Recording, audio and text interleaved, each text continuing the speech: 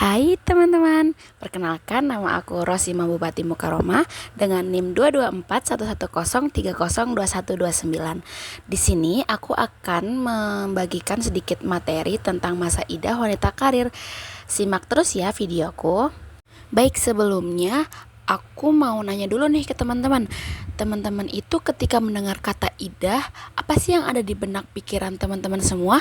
Udah pada paham belum? Atau mungkin ada yang benar-benar gak tahu sama sekali nih, idah itu apa? Oke, lanjut aja. Mungkin teman-teman di sini sudah pada penasaran nih, definisi iddah itu apa sih? Di sini, definisi iddah dalam syariat dipahami sebagai waktu menunggu seseorang wanita sebagai pembuktian kekosongan atau kesucian rahimnya. Jadi, iddah di sini itu kayak apa ya? Kayak misal nih, ada perempuan yang habis cerai sama suaminya. Jadi proses waktu idah itu adalah proses menunggu di mana dipastikan benar-benar di rahim sang istri itu tidak ada janin atau tidak ada anak dari mantan suaminya itu, teman-teman. Muhammad Al-Jiziri memberikan pengertian bahwa idah merupakan masa tunggu seseorang perempuan yang tidak hanya didasarkan pada masa haid atau sucinya, tetapi kadang-kadang juga didasarkan pada bilangan bulan atau dengan melahirkan, dan selama masa tersebut seorang perempuan dilarang menikah dengan laki-laki lain. Jadi masa idah itu gak harus tentang masa menunggu kesuciannya, bisa jadi ketika wanita hamil seperti itu ya teman-teman, itu adalah menunggu masa dimana dia sampai melahirkan sang anak itu. Dan di masa idah itu perempuan yang sudah menjadi janda, berarti statusnya ya teman-teman, itu tidak boleh menikah dengan laki lain teman-teman sampai masa idah itu selesai.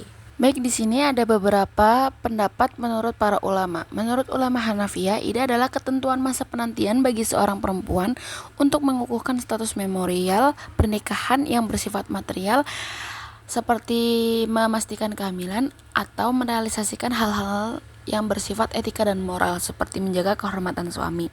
Kemudian kalangan Malikiyah memberikan definisi lain. Menurutnya, idah merupakan masa kosong yang harus dijalani seorang perempuan. Pada masa idah itu, ia dilarang kawin disebabkan sudah ditalak atau ditinggal mati oleh sang suami. Ya, selanjutnya menurut madhab Syafi'iyah, idah adalah masa menunggu bagi seorang wanita guna mengetahui apakah di dalam rahimnya ada benih janin dari sang suami atau tidak. Idah juga disimbolkan sebagai kesedihan seorang wanita atas kematian suami. Sedangkan menurut kalangan madhab Hanabilah, idah adalah masa menunggu bagi wanita yang ditentukan oleh agama.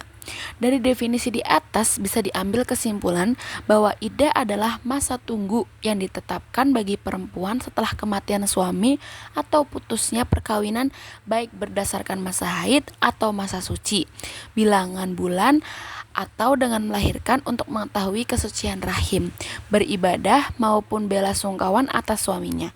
Selama masa tersebut, perempuan atau istri dilarang menikah dengan laki-laki lainnya, teman-teman. Ya, kemudian ada dasar hukum dan macam-macam idah. Wanita yang putus perkawinannya menurut Ibnu Rus dikategorikan dalam beberapa golongan, yaitu yang pertama ada wanita yang pada saat putusnya perkawinan masih belum pernah berhubungan badan dengan sang suami. Itu ada di Quran surat Al-Ahzab ayat 49. Kemudian wanita yang pada saat putus perkawinannya telah melakukan hubungan badan dengan suami. Idah ini dibagi menjadi 3 teman-teman, yaitu idah dengan kuru, kemudian idah dengan ashur, kemudian idah dengan melahirkan. Seperti itu teman-teman. Kemudian teman-teman, konsekuensi iddah. Wanita yang ditalak atau ditinggal mati suaminya dikenai khitbah hukum iddah. Yakni yang pertama adalah larangan dikhitbah atau dilamar. Itu terdapat di surat Al-Baqarah ayat 235. Itu seperti menjelaskan bahwa seperti yang di slide sebelumnya ya teman-teman, yang sudah saya jelaskan mengenai masa idah artinya masa menunggu di mana seorang perempuan itu tidak boleh menikah dengan laki-laki lain, teman-teman.